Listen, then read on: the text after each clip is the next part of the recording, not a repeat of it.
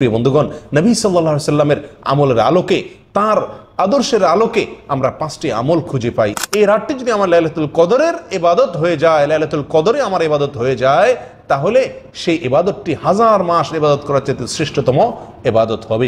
যেই লাইলাতুল কদর প্রসঙ্গে আল্লাহ সুবহানাহু ওয়া তাআলা কোরআনে কারীমে একাধিক জায়গায় আলোচনা করেছেন, যে সম্পর্কে আল্লাহ তাআলা একটি সূরা নাযিল করেছিলেন। রমজানের শেষ দশকেই নবী করিম সাল্লাল্লাহু আলাইহি সাল্লামের প্রতি আল্লাহ সুবহানাহু ওয়া তাআলা কোরআন নাযিল করেছিলেন। রমাদান করিমের সবচাইতে সেরা এবং শ্রেষ্ঠ অংশ হলো শেষ দশক। প্রথম এবং দ্বিতীয় দশকের ইবাদত বন্দিগির চাইতে শেষ দশকে ইবাদত এবং বন্দিগির গুরুত্ব অনেক অনেক গুণ বেশি। এই দশকের মর্যাদা এবং গুরুত্বের বিশেষ কারণ রয়েছে। তার প্রথম কারণ হলো রমজানের শেষ দশকেই নবী করিম সাল্লাল্লাহু আলাইহি সাল্লামের প্রতি আল্লাহ সুবহানাহু ওয়া তাআলা কোরআন নাযিল করেছিলেন। যে কোরআন মুসলিম উম্মাহর প্রতি আল্লাহ সুবহানাহু ওয়া তাআলার সবচেয়ে বড় অনুগ্রহ সমূহের অন্যতম, সেই কোরআন আমরা পেয়েছি এই দশকে। দ্বিতীয়ত, এই দশকেই আল্লাহ সুবহানাহু ওয়া তাআলা লাইলাতুল কদর রেখেছেন, যে লাইলাতুল কদর হাজার মাস ইবাদতের চাইতে শ্রেষ্ঠ এবং উত্তম। যেই লাইলাতুল কদর প্রসঙ্গে আল্লাহ সুবহানাহু ওয়া তাআলা কোরআনে কারীমে একাধিক জায়গায় আলোচনা করেছেন, যে সম্পর্কে আল্লাহ তাআলা একটি সূরা নাযিল করেছিলেন। সারা বছরের শ্রেষ্ঠতম রজনী এই লাইলাতুল কদর আল্লাহ সুবহানাহু ওয়া তাআলা রেখেছেন এই দশকেই।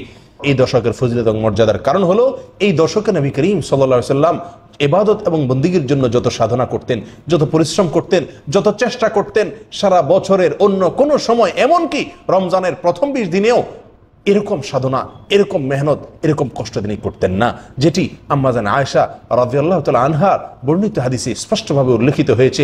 বুখারী এবং মুসলিমে সেই হাদিস বর্ণিত হয়েছে, কানা ইয়াজতাহিদু ফীহি মা লা ইয়াজতাহিদু ফী গায়রিহি।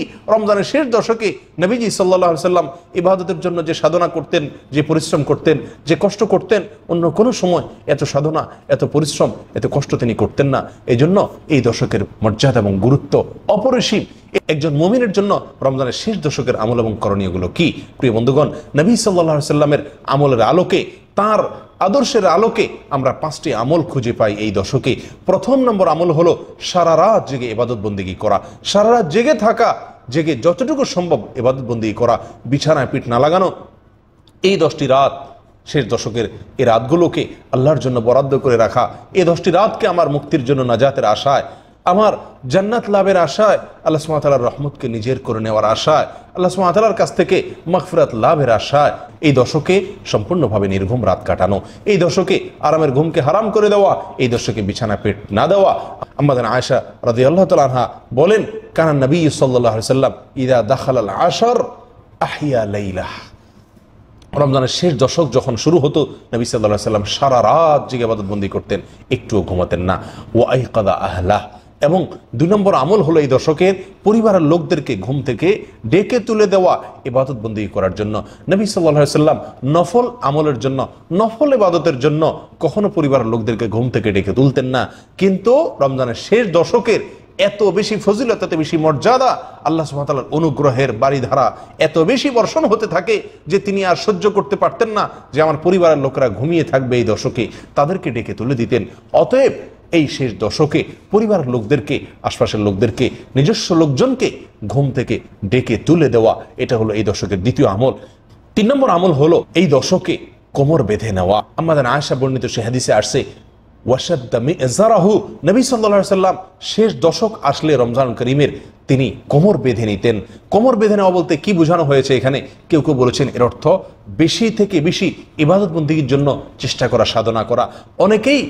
অনেক মুহাদ্দিসিন ইকরাম বলেছেন এর ব্যাখ্যায় যে এর অর্থ হলো স্ত্রী থেকে দূরে থাকা, অর্থাৎ স্ত্রী সহবাস না করা। নবী করিম সাল্লাল্লাহু আলাইহি সাল্লাম শেষ দশকে স্ত্রী সহবাস করতেন না, স্ত্রীদের থেকে দূরে থাকতেন। অনেক মুহাদ্দিসিনের মতে কোমর বেঁধে নেওয়া বলতে ইঙ্গিতে এই কথাটাই বোঝানো হয়েছে। 4 নম্বর আমল হলো এই দশকে লাইলাতুল কদর তালাশ করা। লাইলাতুল কদর তালাশ করা বলতে উদ্দেশ্য হলো শেষ দশকের প্রতিটি রাতই লাইলাতুল কদর হওয়ার সম্ভাবনা রাখে। বিশেষ করে বেজোড় রাতগুলোতে লাইলাতুল কদর হওয়ার সম্ভাবনা রয়েছে। নবী করিম সাল্লাল্লাহু আলাইহি সাল্লাম বলেছেন, তাহাররু লাইলাতুল কদরি ফিল ভিতরি মিনাল আশরিল আওয়াখির মিন রমাদান।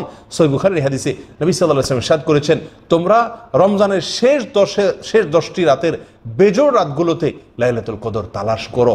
এই লাইলাতুল কদর তালাশ করা বলতে উদ্দেশ্য হলো শেষ 10টি রাতের প্রতিটি রাতে, বিশেষভাবে বেজোড় রাতগুলোতে ইবাদত বন্দেগী করা বেশি থেকে বেশি, এই আশায় যে আমার এই রাতটি যদি সারা রাত ইবাদত বন্দেগীতে কাটাতে পারি, তাহলে এই রাতটি যদি লাইলাতুল কদর হয়ে থাকে, কোনটি লাইলাতুল কদর আমি নিশ্চিত জানি না, আল্লাহ সুবহানাহু ওয়া তাআলা এটি আমাদের জন্য উজ্জ্বল রেখেছেন।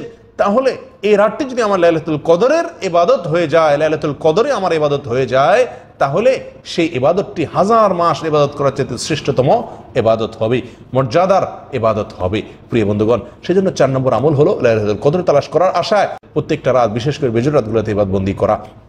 নাম্বার 5 আমল হলো ইতিকাফ করা। রমজানের শেষ দশকে দুনিয়ার সমস্ত কিছু থেকে বিচ্ছিন্ন হয়ে সব কিছু ত্যাগ করে মসজিদে এসে, আল্লাহর দরবারে এসে একান্তে নিজে ইবাদত বন্দেগী করতে থাকা, এটি নবী সাল্লাল্লাহু আলাইহি সাল্লামের আজীবনের আমল ছিল। বুখারীর হাদিসে আসছে, আম্মা জান আয়েশা রাদিয়াল্লাহু তাআলা আনহা বলেন, কারণ নবী সাল্লাল্লাহু আলাইহি সাল্লাম ইয়াতাকিফু আল আশরুল আওয়াখির মিন রমাদান হাত্তা তাওয়াফাহুল্লাহ।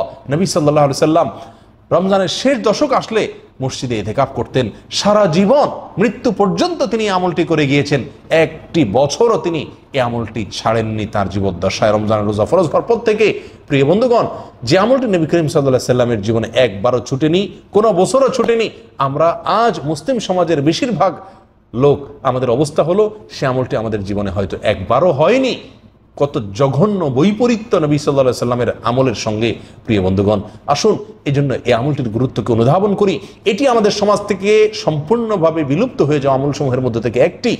আমাদের সমাজের সবচাইতে অবহেলিত আমলগুলোর মধ্যে একটি হলো এই ইতিকাফ। এটিকে পুনর্জীবিত করার চেষ্টা করি, এই ইতিকাফকে প্রতিষ্ঠিত করার চেষ্টা করি। জীবনের 10টা দিন আল্লাহর ঘরে এসে বসে পড়ি এবং আল্লাহর করুণা তালাশ করার চেষ্টা করি। আল্লাহ তাআলা আমাদের সকলকে তৌফিক দান করুন। আবারও বলছি, এই শেষ দশকের 1 নম্বর আমল হল সারা রাত জেগে থাকা ইবাদত বন্দেগীর আশায়। নাম্বার 2, পরিবারের লোকদেরকে ঘুম থেকে ডেকে তোলা। নাম্বার 3, কোমর বেঁধে নেওয়া, ইবাদতের জন্য অতিরিক্ত সাধনা করা অথবা স্ত্রী সহবাস থেকে দূরে থাকা।